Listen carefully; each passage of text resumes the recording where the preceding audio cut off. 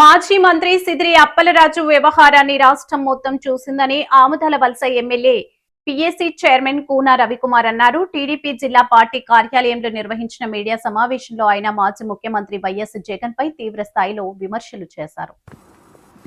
మాజీ మంత్రి సిద్రి అప్పలరాజు కుమారుడి వాహనం ఢీకొన్న ఘటనలో అసలు నిందితుడిని తప్పించేందుకు మరో వ్యక్తిని ముందుకు తెచ్చి సాక్ష్యాలను తారుమారు చేశారంటూ కూన రవికుమార్ ఆరోపించారు.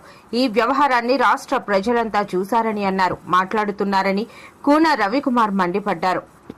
సాక్ష్యాలను తారుమారు చేసి చట్టాన్ని తప్పుదోవ పట్టించే వ్యక్తులు రాజకీయాల్లో ఉండటానికి అర్హులా అంటూ కూన రవికుమార్ ప్రశ్నించారు. జగన్ వ్యాఖ్యలను తీవ్రంగా ఖండించిన ఆయన రాజకీయాల్లో నైతిక విలువలు, చట్టపరమైన బాధ్యతపై వైసీపీ నేతలు ప్రజలకు సమాధానం చెప్పాలని కూన రవికుమార్ మాట్లాడారు. ప్రమాదాన్ని మేము తప్పుపట్టడం లేదు.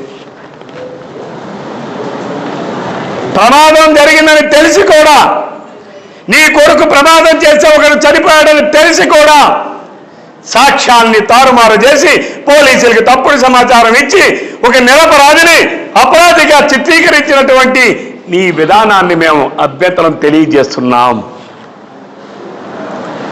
మన భారత శిక్షా స్మృతిలో మనం పాటించే విధానం, ఎవరైనా సరే 100 మంది అపరాధులు తప్పించుకున్నా ఒక నిరపరాధి శిక్ష పడకూడదు అనేది మన భారత శిక్షా స్మృతిలో మన ప్రాథమిక సిద్ధాంతం, ప్రాథమిక సూత్రం మనం పాటిస్తున్నాం. కానీ ఈరోజు మీరు చేసినది ఏమిటి?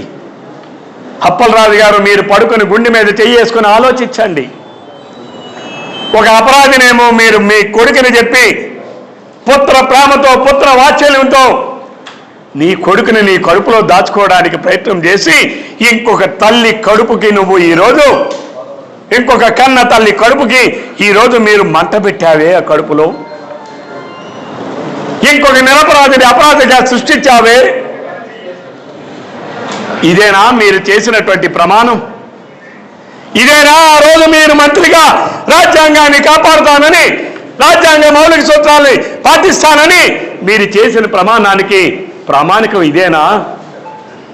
ఏమయ్యా తమ్మినేని సీతారాం, స్పీకర్గా నువ్వు ప్రమాణకం చేశావే, రాజ్యాంగాన్ని కాపాడుతానన్నావే, రాజ్యాంగంలో పొందుపరిచిన ప్రతి ఒక్కరి హక్కుల్ని కాపాడుతానన్నావే, ఈ శాసనసభ ద్వారా ఈ రాష్ట్రంలో ఉన్నటువంటి ప్రజల తాలూకా మాన ప్రాణ ఆస్తుల రక్షణ చేస్తానన్నావే.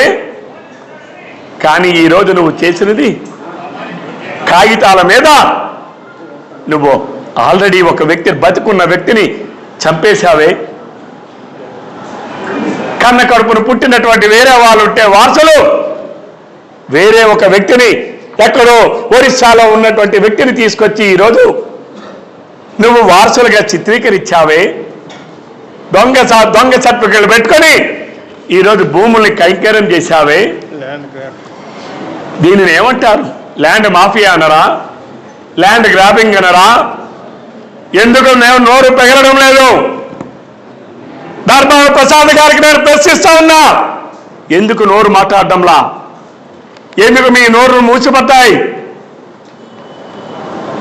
ఆ రోజు ధర్మాన ప్రసాద్ కృష్ణదాస్ గారి దగ్గర ఒక పని చేసినటువంటి ఒక పిఏ దగ్గర 100 కోట్ల రూపాయలు విలువ చేసే ఆస్తులు దొరికాయి. దాని మీద ఎందుకు మాట్లాడలేదు ధర్మాన ప్రసాద్? ఎందుకండి మీరు మాట్లాడలేదు ప్రసాద్ గారు? ఏమయ్యా జగన్మోహన్ రెడ్డి, ఎందుకు నువ్వు నోరు తగలలేదు జగన్మోహన్ రెడ్డి గారు? ఏమండి కృష్ణదాస్ గారు, మీరెందుకు మాట్లాడలేదండి? ఈ శ్రీకాకుళం జిల్లాకి పట్టినటువంటి ఒక పెద్ద దరిద్రం వైసీపీ పార్టీలో ఉన్నటువంటి నాయకులు. ఇక ఎంతమంది ప్రజలవి చెప్పుకోలేక, బయటికి రాలేక ఇంకా సతమతం అవుతున్న వాళ్ళు ఇంకెంతమంది ఉన్నారు? అనేకం జరిగాయి. ఎవరైనా ఒక సామాన్యుడు, ఎవరైనా అతి పేదవాడు లేదా ఒక మధ్యతరగతి వాడు ఎక్కడైనా వాడు భూమి కొనుక్కొని పాప ఇల్లు కడితే ఇది అక్రమంగా ఇల్లు కట్టాడని ప్రచారాలు చేస్తున్నారే, ఫేక్ ప్రచారాలు చేస్తున్నారే.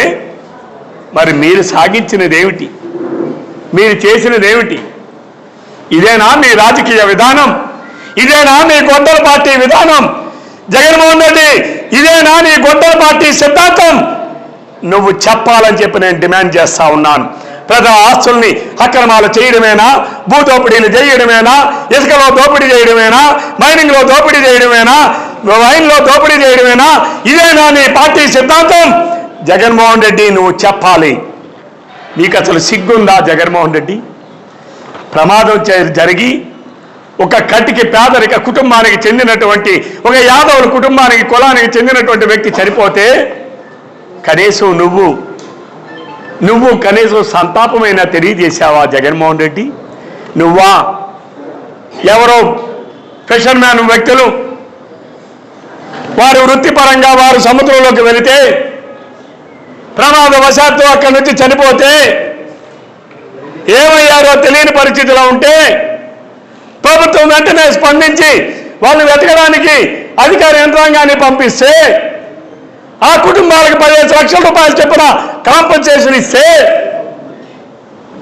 నువ్వు 19-24 మధ్య కాలంలో 67 మంది మత్స్యకారులు సముద్రంలోకి వెళ్ళి గల్లంతైతే ఒక్క కుటుంబానికి ₹1 కూడా ఇచ్చి ఆదుకోలేనటువంటి నువ్వు, దౌర్భాగ్య పరిపాలన అందించినటువంటి నువ్వు, ఈరోజు కూటమి ప్రభుత్వంలో చంద్రబాబు నాయుడు గారి నాయకత్వంలో ఏదైతే కుటుంబాలు కనబడకుండా వెళ్ళినటువంటి వ్యక్తులకి 10 లక్షల రూపాయల చొప్పున కాంపన్సేషన్ చెల్లించి అన్ని జాగ్రత్తలు తీసుకున్నామే, నువ్వు వాళ్ళ దగ్గరికి పోయి వెళ్ళి మాట్లాడింది ఏమిటి? నువ్వా పరామర్శలకు చేయడం, పలకరింపులకు వెళ్ళావా జగన్మోహన్ రెడ్డి?